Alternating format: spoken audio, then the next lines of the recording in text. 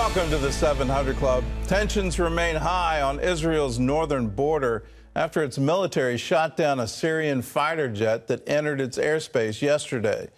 Prime Minister Benjamin Netanyahu has made it clear it's a line that won't be crossed. Israeli forces remain on high alert as Syrian soldiers retake territory from rebels and inch closer to the Golan Heights. John Waggy has more from Jerusalem. Israeli Prime Minister Benjamin Netanyahu has made sure that Russian President Vladimir Putin knows where Israel's red lines are in Syria. And one of them is the Golan Heights, where Syrian jets are moving way too close for Israel's comfort.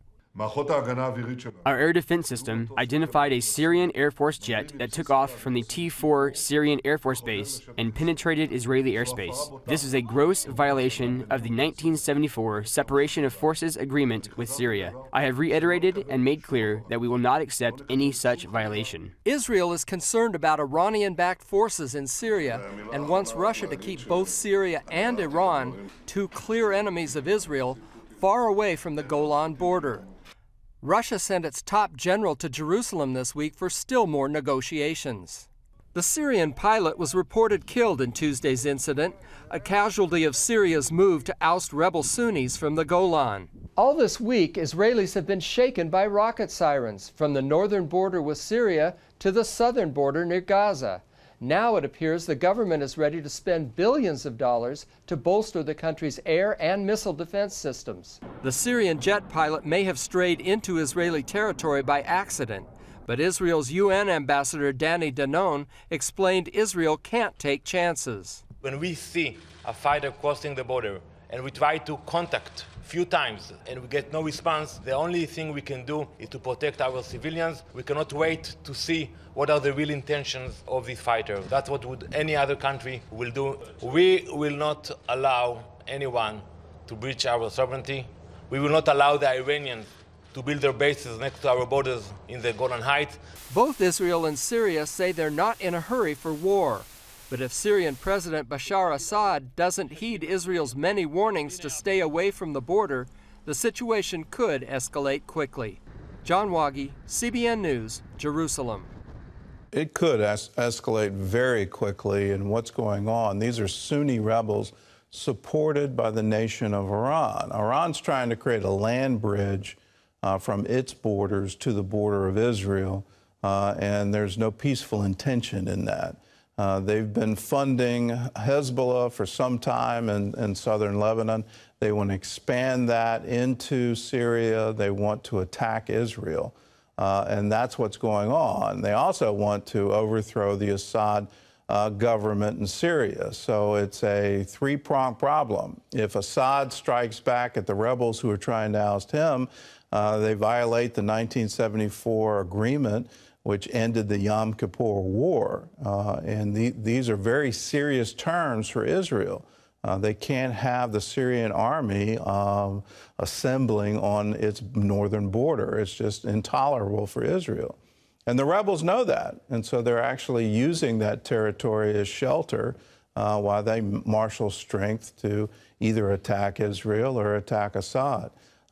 This could get very serious very quickly because Israel could make the decision, well, let's go into Syria, wipe out these rebel camps on our own, and bring peace there and then withdraw.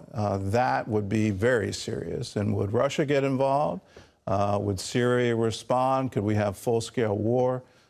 This is a time absolutely to pray for the peace of Jerusalem. Well, in other news, Israeli Prime Minister Benjamin Netanyahu blasted Turkey's president for calling Israel a racist state. John Jessup has more on that story from our CBN News Bureau in Washington. John? Thanks, Gordon. Turkey's Recep Erdogan criticized Israel's new law defining the country as the nation state for the Jewish people. In a speech before Turkey's parliament, Erdogan said the description shows Israel as a most Zionist, racist, and fascist country. He also compared Israel's leaders to Nazis, saying the soul of Hitler, who led the world to a great catastrophe, has risen again within some of Israel's officials. Israeli Prime Minister Benjamin Netanyahu shot back, saying Turkey, under Erdogan's leadership, has become a dark dictatorship that imprisons tens of thousands of its own citizens and murders Syrians and Kurds.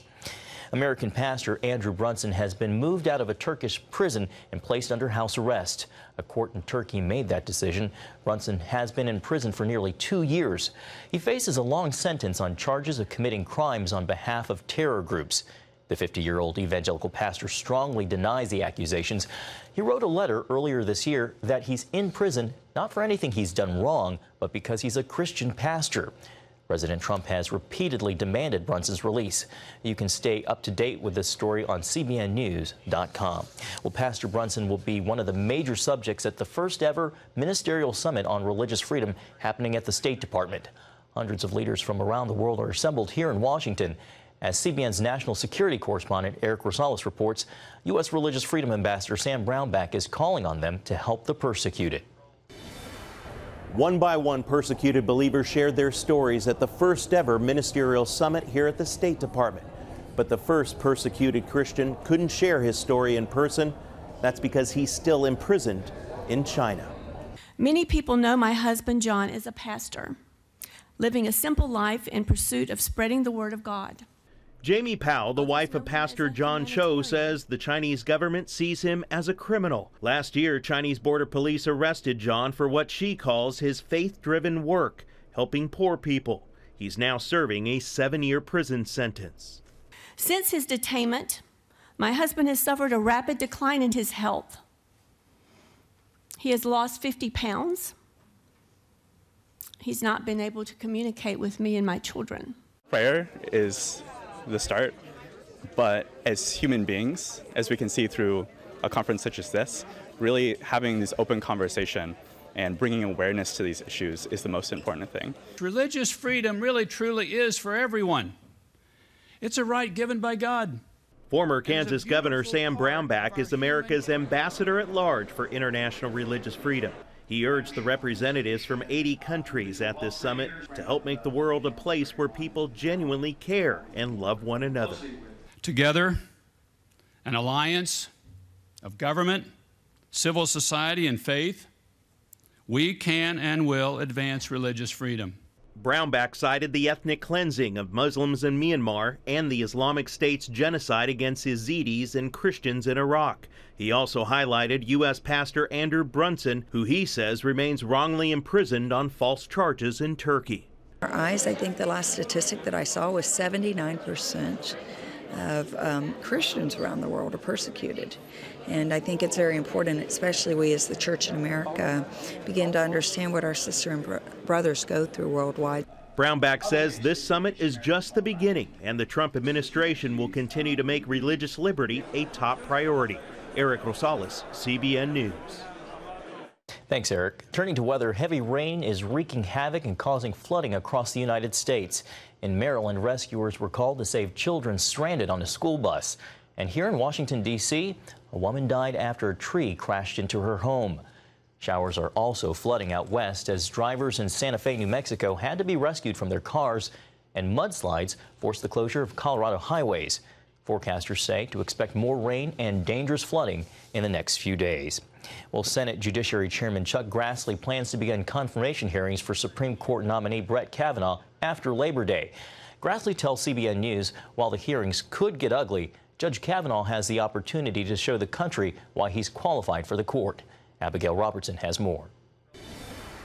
Many Senate Democrats are refusing to even meet with Judge Kavanaugh unless Republicans release close to 1 million pages of documents related to Kavanaugh's tenure in the Bush White House. Our Republican colleagues are dragging their feet, and that begs a serious question. What are Judge Kavanaugh and the Republicans hiding? Majority Leader Mitch McConnell responded to the tactic by threatening to keep senators in session as long as needed to get a vote on Kavanaugh. Don't let there be no misunderstanding that there would be any kind of delaying tactic that would take us past the first Tuesday in November.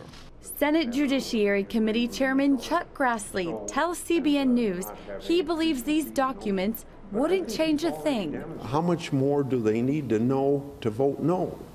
And yet they're really pushing hard for everything. Grassley would like the Senate to go back to when they simply looked at a nominee's qualifications.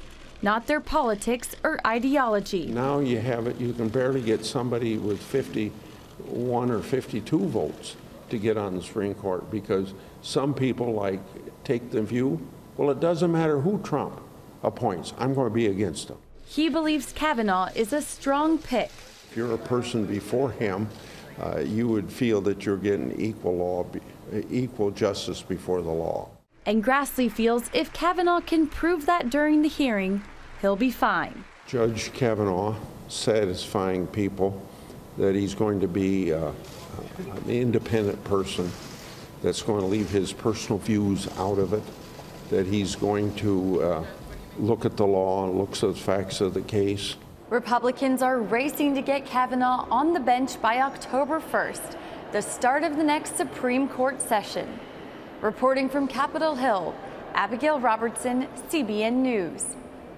Thanks, Abigail. Gordon, with such a small margin in the Senate, this no doubt will be an ugly confirmation battle. Well, you can anticipate it, but at the same time, you can also anticipate what the final vote will be, and it depends on John McCain's health. Will it be 50 to 49 with the vice president casting a vote?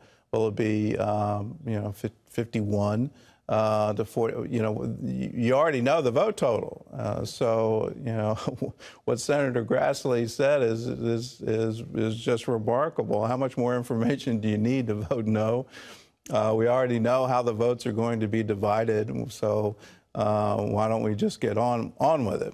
Well, you can be involved. You can show your support for Judge Kavanaugh. CBN has an online petition calling on Congress to confirm him to the Supreme Court, and you can find the link at cbnnews.com. Wendy? Did you see when President Trump first announced him and he came up to his little girls and he kept talking about how he was a coach and he was just so likable and so friendly, and so I don't see how anybody could vote against him, but well, you don't have a vote. But I don't have a vote. But I've got a prayer. I'm praying. You can sign the petition.